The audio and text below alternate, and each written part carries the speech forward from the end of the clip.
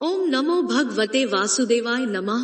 आप सभी का हमारे YouTube चैनल अमृत ज्ञान गंगा पर स्वागत है। आज आप अधिक मास या पुरुषोत्तम मास के महात्म्य के छठे अध्याय को सुनेंगे। अधिक मास या पुरुषोत्तम मास महात्म्य कथा के पिछले भाग में हमने जाना कि जब मल मास श्री विष्णु जी के निकट गिर गया तो श्री हरि के नेत्र से संकेत पाकर गरुड़ मूर्छित मल मास को पंख से हवा करने लगे। होश आने पर अधिमास श्री हरि से कहने लगा कि हे नाथ, कृपया आप मेरी उपेक्षा ना करके मेरी रक्षा करें। मल मास को इस तरह विलाप करते देखकर श्री हरि ने कहा कि उठो और तुम दुखी मत होवो। तुम्हारा दुख मुझको दूर होता नहीं लगता है। तुम मेरे साथ उस दुर्लभ गोलोक में चलो जहाँ भगवान श्री कृष्ण पुरुषोत्तम ईश्वर रहते हैं। भगवान श्री कृष्ण की महिमा स्तुति करते हुए श्री नारायण अधिमास का हाथ पकड़कर उसे गोलोक की ओर लेकर चल पड़े। इसके साथ ही पिछले अध्याय में हमने गोलोक के बारे में भी विस्तार से जाना।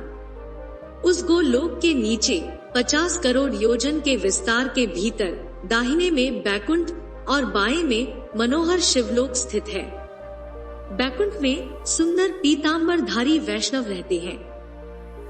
उस बैकुंठ के रहने वाले लक्ष्मी के सहित चतुर्भुज है, जो कि शंख, चक्र, गदा, पद्म धारण किए हुए हैं। बाएं तरफ शिवलोक है, जहां भगवान शंकर के गण निवास करते हैं। गोलोक के अंदर एक अति सुंदर ज्योति है। वह ज्योति परम आनंद को देने वाली है।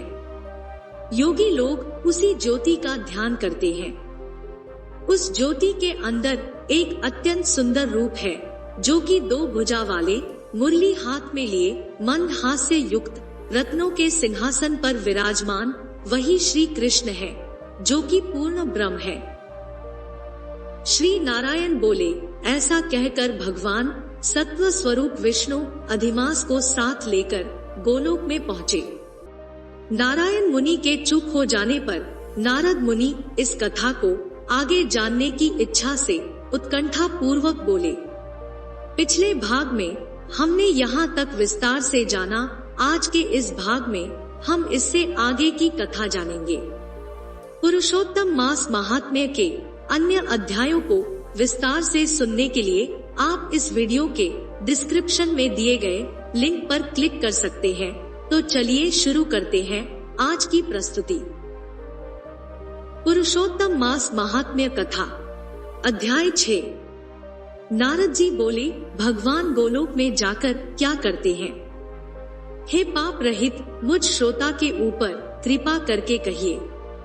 श्री नारायण बोले, हे नारद, पाप रहित अधिमास को लेकर भगवान विष्णु के गोलोक जाने पर जो घटना हुई वह हम कहते हैं, सुनो। उस गोलोक के अंदर मणियों के खंभों से सुशोभित सुंदर पुरुषोत्तम के धाम को दूर से भगवान विष्णु देखते हैं। उस धाम के तेज से बंद हुए नेत्र वाले विष्णु धीरे धीरे नेत्र खोलकर और अधिमास को अपने पीछे करके धीरे धीरे धाम की ओर जाते हैं। अधिमास के साथ भगवान के मंदिर के पास जाकर विष्णु अत्यंत प्रसन्न हुए और उठकर खड़े हुए।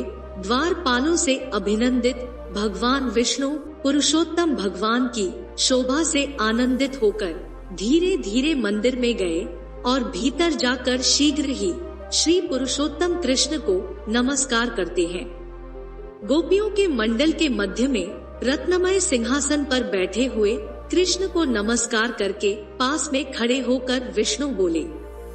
श्री विष्णु बोले, गुणों से अतीत, गोविंद, अद्वितीय, अविनाशी, सूक्ष्म, विकार रहित, विग्रहवान, गोपों के वेश के विधायक, छोटी अवस्था वाले, शांत स्वरूप, गोपियों के पति, बड़े सुंदर, नूतन मेघ के समान श्याम, करोड़ों काम देव के समान सुंदर, वृंदावन के अंदर रास मंडल में बैठने वाले, पीत रंग के पीतांबर से शोभित, सौम्य, भौहों के चढ़ाने पर मस्तक में 3 रेखा पड़ने से सुंदर आकृति वाले, रास लीला के स्वामी, रास लीला में रहने वाले, रास लीला करने में सदा उत्सुक, दो भुजा वाले, मुरलीधर, पीत वस्त्रधारी अच्युत, ऐसे भगवान की मैं वंदना करता हूँ।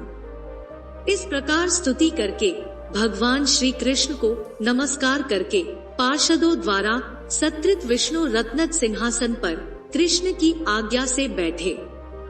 श्री नारायण बोले, यह विष्णु का किया हुआ स्तोत्र प्रातःकाल उठकर जो पढ़ता है उसके समस्त पाप नाश हो जाते हैं और अनिष्ट स्वप्न भी अच्छे फल को देते हैं और पुत्र पौत्रादि को बढ़ाने वाली भक्ति श्री गोविंद में होती है। आकीर्ति का नाश होकर सत्कीर्ति की वृद्धि होती है। भगवान विष्णु बैठ गए और कृष्ण के आगे कांपते हुए अधिमास को कृष्ण के चरण कमलों में नमन कराते हैं।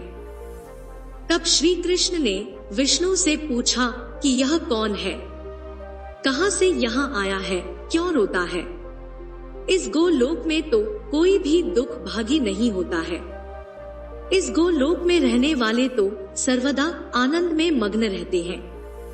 ये लोग तो स्वप्न में भी दुष्ट वार्ता या दुख भरा समाचार सुनते ही नहीं है।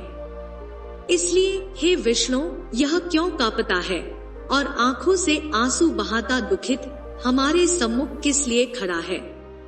श्री नारायण बोले, नवीन मेघ के समान श्याम सुंदर गोलोक के नाथ का वचन सुनकर सिंहासन से उठकर महाविष्णु मल मास की संपूर्ण दुख गाथा कहते हुए बोले। श्री विष्णु बोले, हे वृंदावन की शोभा के नाथ, हे श्री कृष्ण, हे मुरलीधर, इस अधिमास के दुख को आपके सामने कहता हूँ, आप सुने। इसके दुखित होने के कारण ही स्वामी रहित अधिमास को लेकर मैं आपके पास आया हूँ। इसके उग्र दुख रूप अग्नि को आप शांत करें। यह अधिमास सूर्य की संक्रांति से रहित है, मलिन है, शुभ कर्म में सर्वदा वर्जित है। स्वामी रहित मास में स्नान आदि नहीं करना चाहिए, ऐसा कहकर वनस्पति आदिकों ने इसका निरादर किया है। द्वादश मास, कला, क्षण, अयन, संवत्सर आदि शेषवीरों ने अपने अपने स्वामी के गर्भ से इसका अत्यंत निरादर किया। इसी दुखाग्नि से जला हुआ यह मल मास मरने के लिए तैयार हुआ। तब अन्य दयालु व्यक्तियों द्वारा प्रेरित होकर हे ऋषिकेश शरण चाहने की इच्छा से हमारे पास आया और कांपते कांपते, घड़ी घड़ी रोते रोते अपना सब दुख जाल इसने कहा। इसका यह बड़ा भारी दुख आपके बिना टल नहीं सकता, इसलिए इस निराश्रय का हाथ पकड़कर आपकी शरण में लाया हूँ। दूसरों का दुख आप सहन नहीं कर सकते हैं, ऐसा वेद जानने वाले लोग कहते हैं। अतएव इस दुखित को कृपा करके सुख प्रदान कीजिए। हे जगतपते, आपके चरण कमलों में प्राप्त प्राणी शोक का भागी नहीं होता है। ऐसा वेद जानने वालों का कहना कैसे मिथ्या हो सकता है? मेरे ऊपर कृपा करके भी इसका दुख दूर करना आपका कर्तव्य है, क्योंकि सब काम छोड़कर इसको लेकर मैं आया हूँ। मेरा आना सफल कीजिए। बारंबार स्वामी के सामने कभी भी कोई विषय ना कहना चाहिए। ऐसी नीति के जानने वाले बड़े बड़े पंडित सर्वदा कहा करते हैं।